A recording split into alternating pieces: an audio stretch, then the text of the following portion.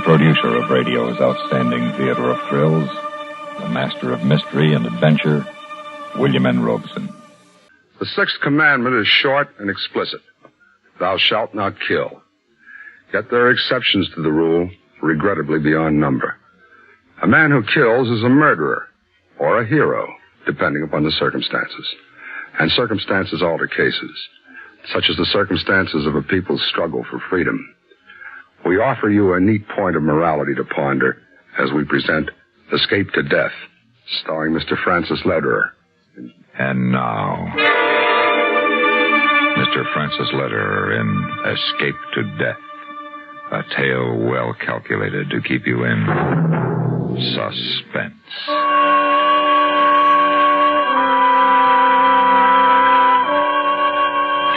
Outside, it's snowing more heavily now, covering the streets of Budapest with soft whiteness, covering the older, uglier snow and ice with their patches of dirty gray and angry red. The red of the blood of the freedom fighters. The fools. A little more brandy, Dr. Göllner? Thank you. And tell me, Doctor, how do you find it treating Russian soldiers? About the same. You know, the dying scream, the sick ones curse. The ones who are not so bad make eyes at my nurse. The man is the same regardless of the uniform. I feel warm and safe. Here with me are Laszlo Kogosh, former head of the secret police and now deputy premier, and Marshal Nikolai Chekhov, Russian commander in Hungary. I must admit I'm quite flattered by the attention of these important men. And that is where you come in, Doctor. Forgive me, what were you saying? The subject was devotion to duty and country. Comrade Kogosh was just observing how hard you have worked to preserve Hungary. Well, after all, Commander, I am a doctor. It is my mission in life to save, not to destroy. Well, I look at it this way. In medicine, there are quite often times when a cancerous growth must be excised to save a life. At the moment Hungary is overrun with a capitalistic malignancy these idiots have chosen to call freedom. Freedom. Freedom from what? Themselves or those who have always defended them? Kogosh, you were right. Dr. Göllner is the only man for the job. Job? What sort of a job? Well, not that I would question any assignment. Doctor, you have been selected for an extremely dangerous mission. You are going to escape to the west. Escape? You must be joking. Hardly a joke, Doctor. But why should I escape? I'm a supporter of the new regime. I am a member of the party. My wife and my children are here. My career is here. My very life is here in Budapest. Exactly. Nevertheless, you will escape to the west. And if your mission is successful, return to us. But I don't understand. Look carefully at the snapshot, Doctor.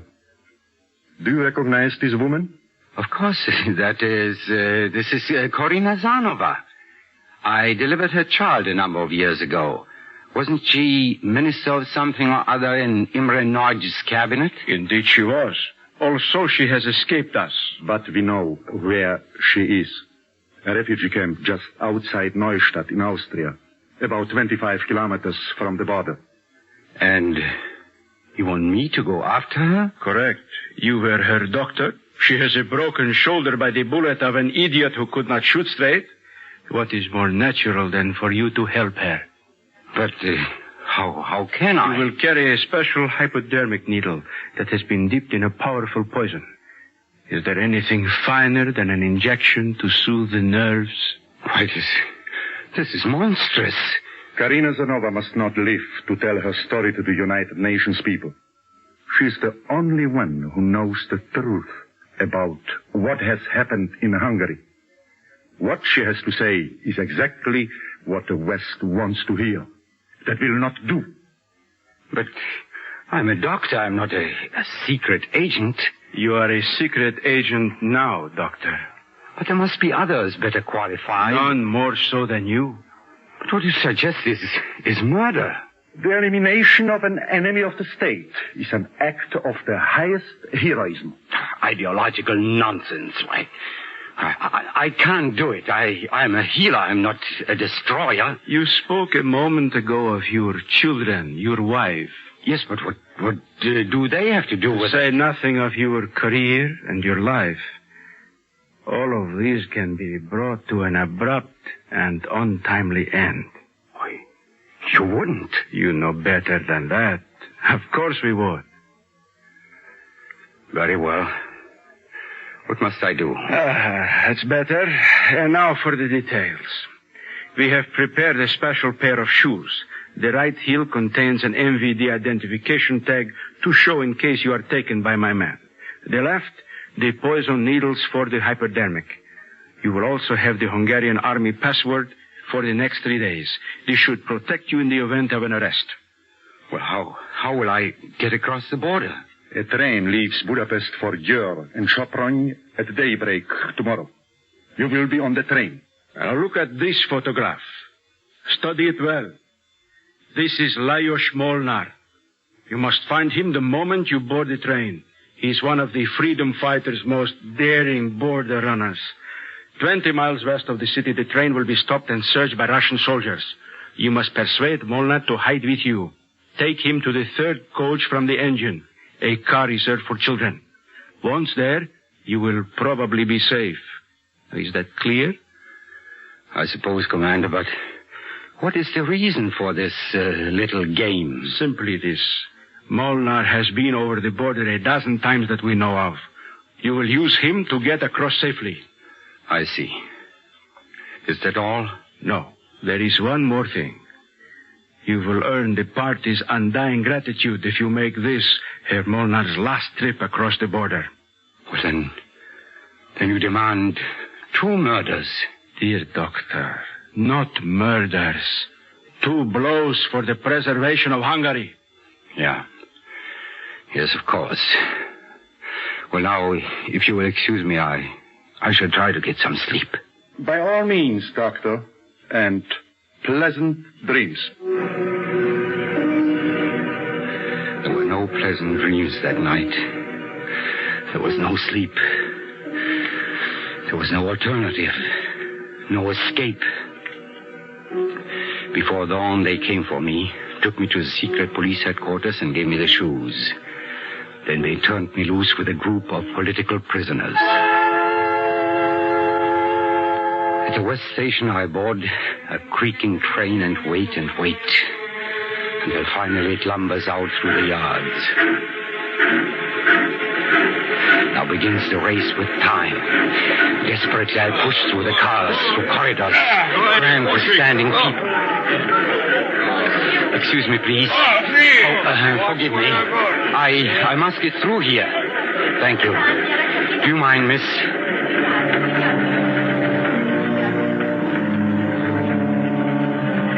Where is this fool?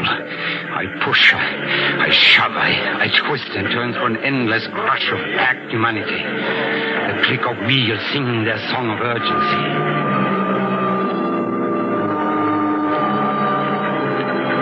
We're slowing down. We are stopping. My 20 miles are gone. The Russian guard will come aboard in a minute. And then, at last, I see the man I must contact. Lajos Molnár. No wonder I had not found him. He was headed the same direction as I, moving forward. Molnár. We're going the right way, but hurry. You said something? Don't stop now. Move.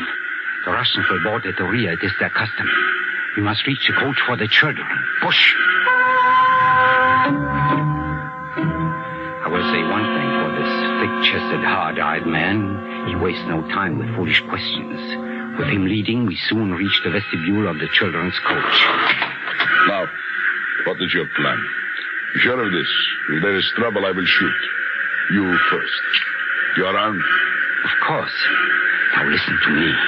They are looking for one man, Lajos Molnár. Are you trying to die? Come, we have one chance. Inside.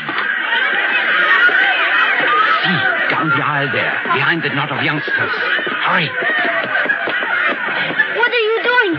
You can't stay here. How old are you, son? 8. Do you understand about the Russian soldiers and those who fight them? They killed my father. I hate them all. Good. We will hide you, son. Now you will sit on my chest. Easy. And this lad, sit across this pan. Good. What will we do if they spot us? Shoot high, at their necks or above. That will keep the fire over the children's head. Then we must leave the coach and fight from the vestibule. Son. Yes, sir? If they see us, you boys dive at their feet and stay down. Is that clear? I will not stand for heroics. Yes, sir.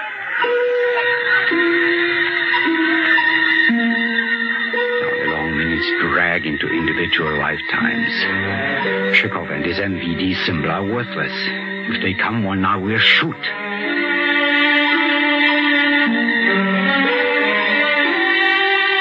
The pressing weight grows heavy on my chest as the time drags by. Now the children suddenly grow quiet. We know they are here. You there! Have you seen a big man with black hair and a brown suit? We know he came this way. There may have been another with him. Speak up! Oh, I know where they are. They are hiding. All right, speak. Where? They have gone through to the engine, 2 of them. We saw them when they passed. Good. You hear that, comrade? Let's go.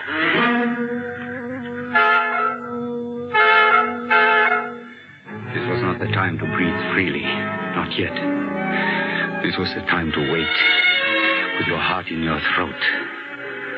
And then at last comes the sound we are praying for. The test is over. The train is moving again. All right, get off. You must wear a tag. Here, this is for you. Give her some, then spread it around so all will have a bite. Chocolate? Why in the world? Stolen, where else? When one is in the open, one needs energy, especially running the border. You plan to cross again? Perhaps. Come. So I had enlisted the aid of the finest blockade runner in Hungary. We weave our way through the children to the exit. Then abruptly, Mona stops. He turns, driving the barrel of his automatic into my stomach. Now, my friend. What are you doing? Men have tried to pull this one on me before. You arranged to save my life, then learn how and where I operate. But never let it be said I was too hasty. I will give you just 30 seconds to explain how you knew my name and how you knew the Russians would board this train today.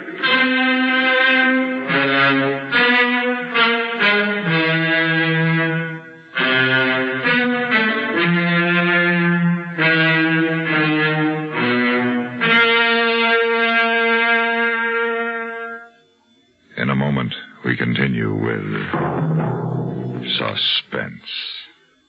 This is Johnny Baker with Communism on the Spot. One of the great things about our democracy is that anyone can disagree with what's being done by the government in Washington. Not only that, but the government itself will protect the individual's right to have his say. If enough people see eye to eye, they can vote the leaders out of office. This is not possible under the Soviets' one-party system, where only one approved slate of candidates is offered the voter. The people, therefore, have no way of publicly expressing their disapproval of governmental policies or the conduct of high officials. The only way Soviet politicians are put out of office is through the purge, their removal by blacklisting, transfer, or physical liquidation. And now, we continue with Escape to Death, starring Mr. Francis Lederer. A tale well calculated to keep you in suspense.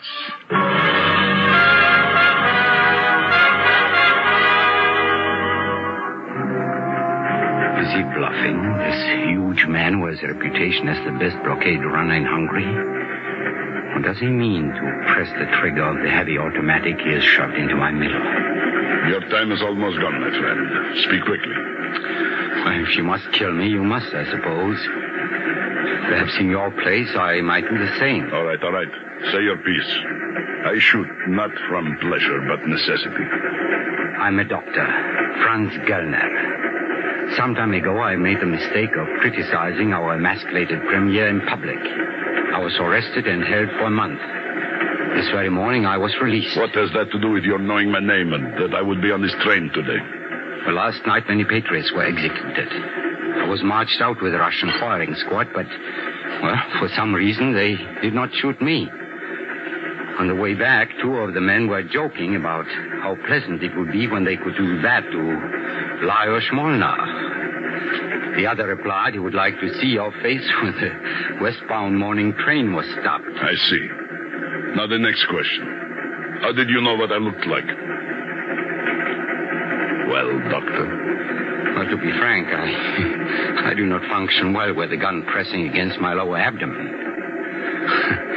Thank you. Well, as for the question, it is impossible to answer to your satisfaction. I had only a vague idea of your appearance. When I saw someone about right, I spoke to him.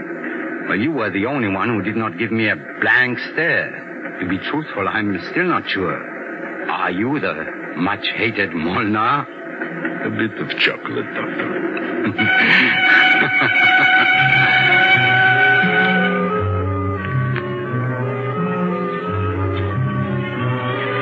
We traveled by rail only as far as Dürr. From there we bought transport to Chorna, where Molnar obtained a car of ancient vintage. Now the early darkness has descended on us. The bitter wind brings with it a light snowfall that makes it hard to see the road ahead. The old car's dim lights. How do you feel? Not badly. Except for my feet.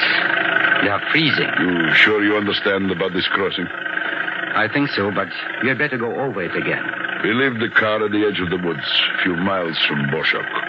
The forest extends into the Austrian border. Once there, you will surrender yourself to the Austrian border guards. They will take you to the town of Recknitz. When you have identified yourself, they will ship you up the line to a big camp outside Neustadt. Then, you're not going with me? Not for long. The Austrians and I have a working agreement. When I do not bring much, I do not stay long. But, such a risk. Is it worth what you make? I don't like that remark, Doctor. There is no profit.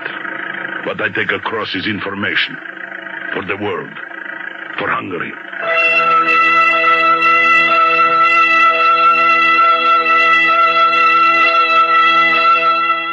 Time goes swiftly now.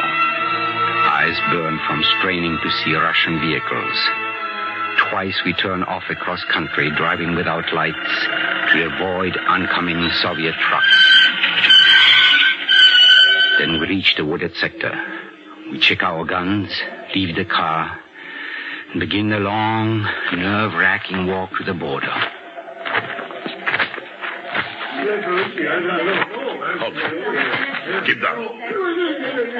Hear that? Russians? Oh, more tourists. Why can't they learn to be quiet? There they go. Look at that woman run.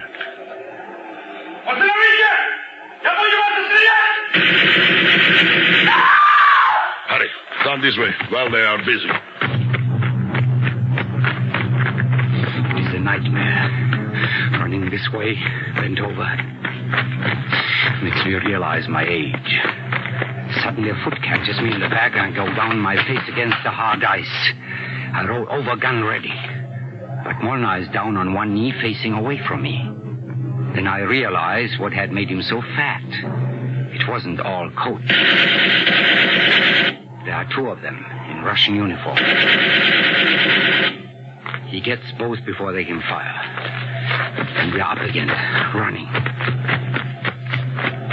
At last, he grabs him by the arm. See that open space? On the other side is Austria. But the border guards, where are they? Not far. They will have you before you go another quarter mile. Wait here while I hide my spray gun. Instead of waiting where he said, I creep up behind him.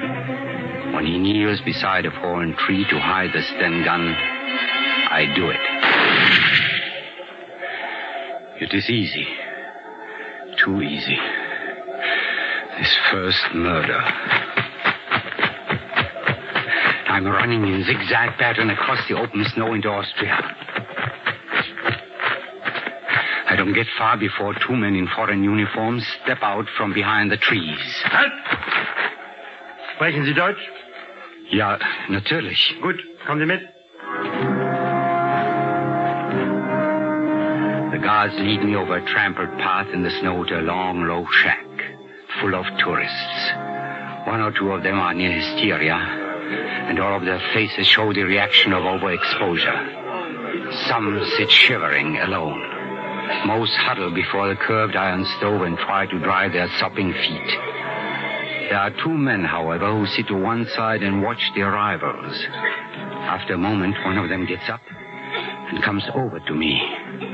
I recognize him for what he is, and I become acutely conscious of the MVD symbol in my right heel. Your name, sir? Dr. Franz Göllner, recently of Pest. The doctor, huh? You'll be a welcome addition. Are you asking political asylum? Yes, I'm asking political asylum. All right, doctor, we'll try to rush you through. I'll go and see if I can't scare up a medicine kit for you. There are a number of cases that need help. Excellent. I will be only too glad to help. Just a moment, doctor. Your right shoe. I look down and my heart stops. The trick heel, the one with the Russian secret police identification in it, has come loose.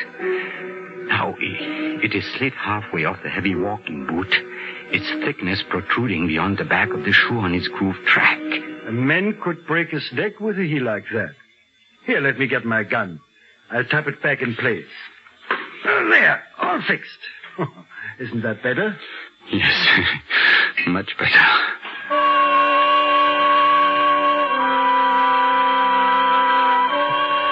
The worst is over.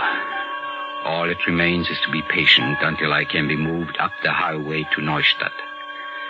They find a medical kit for me, and I become the angel of mercy again.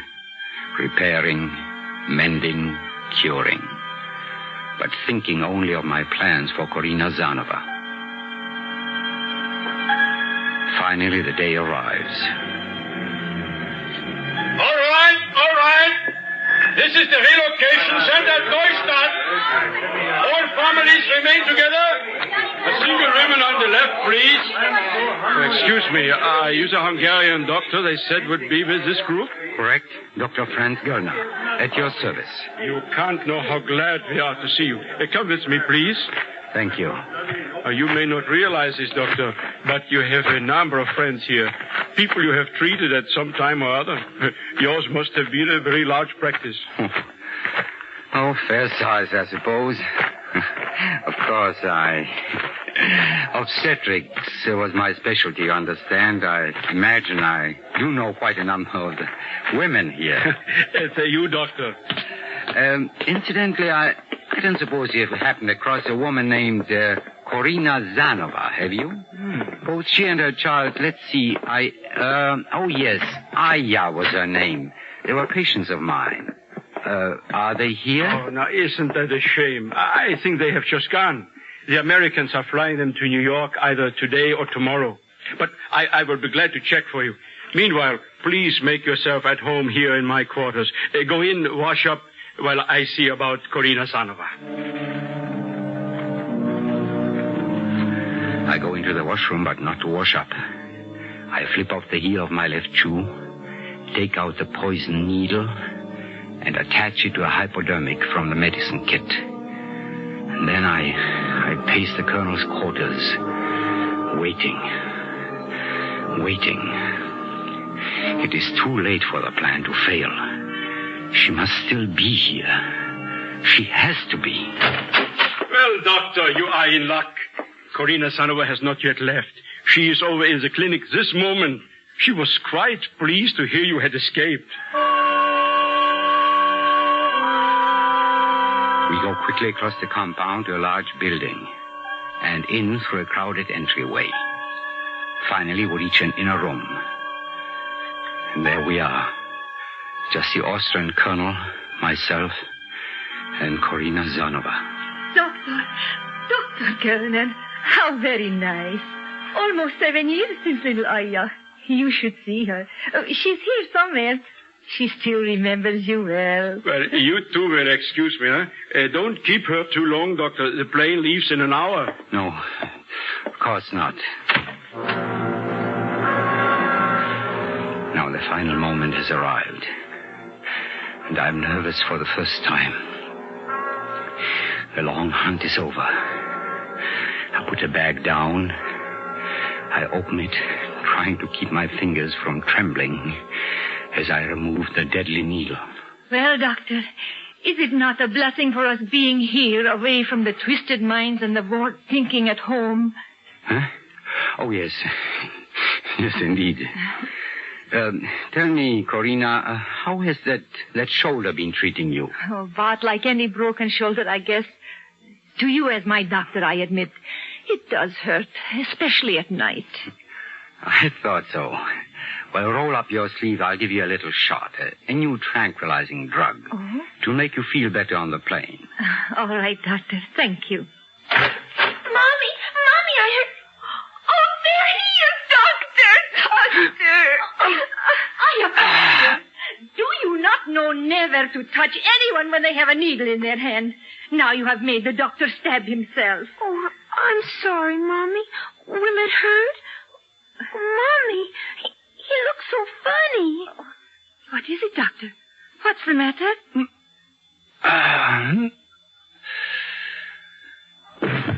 Doctor!